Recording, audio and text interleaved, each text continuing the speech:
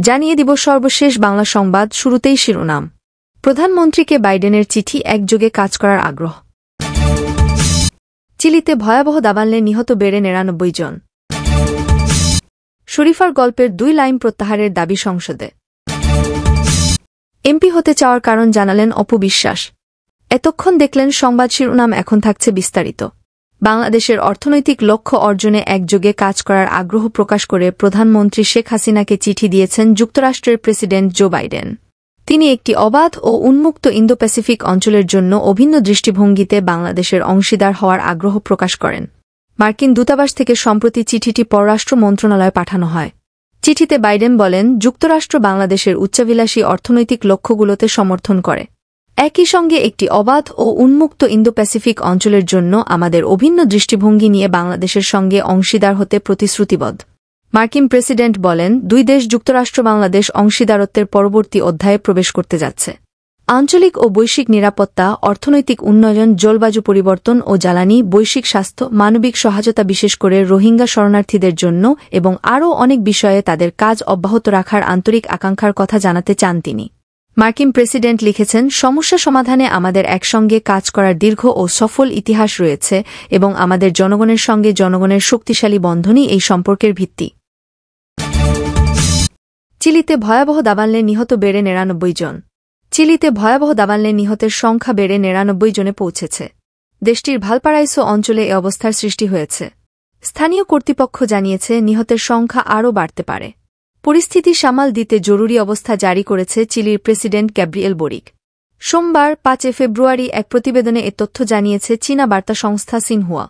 প্রতিবেদনে বলা হয়েছে, গত শুক্রবার থেকে চিলির মধ্যাঞ্চলের বনে ছড়িয়ে পড়া এই দাবানল এখন শহরাঞ্চলের দিকে অগ্রসর হচ্ছে এবং জনবসতিপূর্ণ এলাকায় ছড়িয়ে পড়ার ঝুঁকি সৃষ্টি হয়েছে। অগ্নিনির্বাপক বাহিনী এবং জরুরি পরিষেবা কর্মীরা আগুন ছড়িয়ে পড়া নিয়ন্ত্রণে প্রাণপণ কাজ করে যাচ্ছে। চিলির প্রেসিডেন্ট গ্যাব্রিয়েল বোরিক জরুরি অবস্থা জারির ঘোষণায় বলেছেন, দাবানল পরিস্থিতি মোকাবিলায় প্রয়োজনীয় সব রকমের সহায়তা প্রদান করা হবে। স্বাস্থ্য বিষয়ক সতর্কতাও জারি করেছে সরকার। ঝুঁকিপূর্ণ এলাকাগুলো থেকে সরিয়ে নেওয়া হচ্ছে বাসিন্দাদের।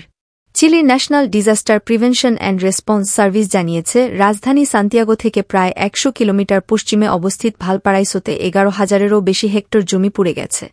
এটি চিলির স্মরণকালের ইতিহাসে সবচেয়ে মারাত্মক দাবানল বলে মনে করা হচ্ছে। সবচেয়ে ক্ষতিগ্রস্ত হয়েছে উপকূলীয় পর্যটন শহর ভিনা ডেল মার। শহরটির মেয়র জানিয়েছেন, দাবানলে ২ শতাধিক বাসিন্দা নিখোঁজ হওয়ার খবর পাওয়া গেছে।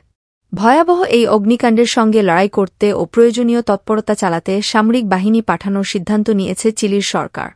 ২০২৩ সালে একই রকমভাবে ভয়াবহ অগ্নিকাণ্ড ঘটেছিল চিলিতে। সে সময় দাবানলের জেরে প্রাণ হারিয়েছিলেন ২২ জন মানুষ। ধ্বংসপ্রাপ্ত হয়েছিল ৪ লাখ হেক্টর জমি। শরীফার গল্পের ২ লাইন প্রত্যাহারের দাবি সংসদে। সপ্তম শ্রেণীর পাঠ্যপুস্তকে ইতিহাস ও সমাজ বিজ্ঞান বইয়ের শরীফা গল্পের বিতর্কিত ২টি লাইন প্রত্যাহার করার জন্য জাতীয় সংসদে দাবি জানানো হয়েছে। সংসদে বিরোধীদলীয় চিফ হুইপ ও জাতীয় পার্টির মহাসচিব মুজিবুল হক চুন্নু গতকাল অনির্ধারিত আলোচনায় অংশ নিয়ে এ দাবি জানান। ট্রান্সজেন্ডার ইসলামের সঙ্গে সাংঘর্ষিক উল্লেখ করে মুজিবুল বলেন, শরীফার গল্পে মাত্র ২টি লাইন।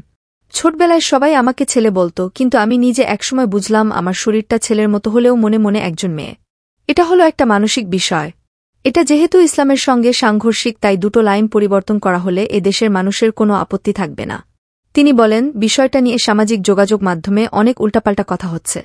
সামান্য জিনিস যাতে বর্ণনা হয়, শিক্ষামন্ত্রী অংশীজনের সঙ্গে বসে ২টো লাইন যদি প্রত্যাহার করা হয় তাহলে কোনো বিতর্ক থাকে না। এমপি হতে চাওয়ার কারণ জানালেন অপু বিশ্বাস। ভালোবাসা দিবস উপলক্ষে জোড়া সিনেমা নিয়ে প্রেক্ষাগৃহে আসছেন ঢালিউড কুইন অপু বিশ্বাস।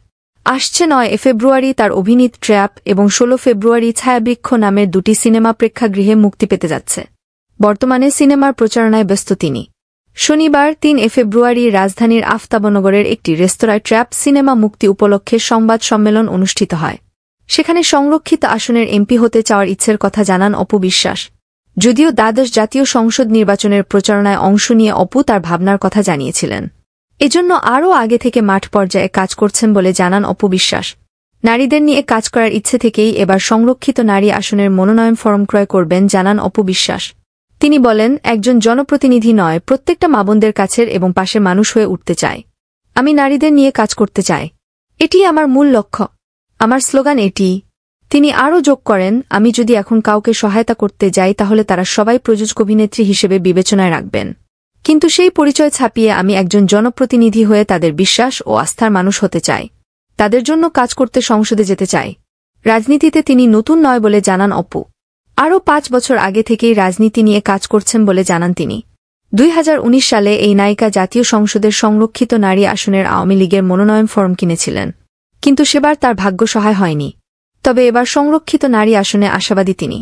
দ্বাদশ জাতীয় সংসদ নির্বাচনে ফের নির্বাচিত হওয়ার জন্য প্রধানমন্ত্রী শেখ হাসিনাকে শুভেচ্ছা জানাতে সম্প্রতি গণভবনে যান অপু বিশ্বাস। প্রধানমন্ত্রীর সঙ্গে অপু বিশ্বাসের ফুল হাতে এমন ছবি অন্তর্জালে প্রকাশ্যে এলে সংরক্ষিত আসনের আলোচনার কেন্দ্রবিন্দুতে রয়েছেন এই নায়িকা। চলতি বছরটি সুখবর দিয়েই শুরু করেছেন এই ঢালিউড কুইন। গত 12 জানুয়ারি রাজধানীর আফতাবনগরের আবাসিক এলাকায় নতুন ব্যবসা প্রতিষ্ঠান চালু করেন অপু। এতক্ষণ সাথে থাকার জন্য ধন্যবাদ। নতুন নতুন আপডেট খবর পেতে চ্যানেলটি সাবস্ক্রাইব করে পাশেই থাকবেন।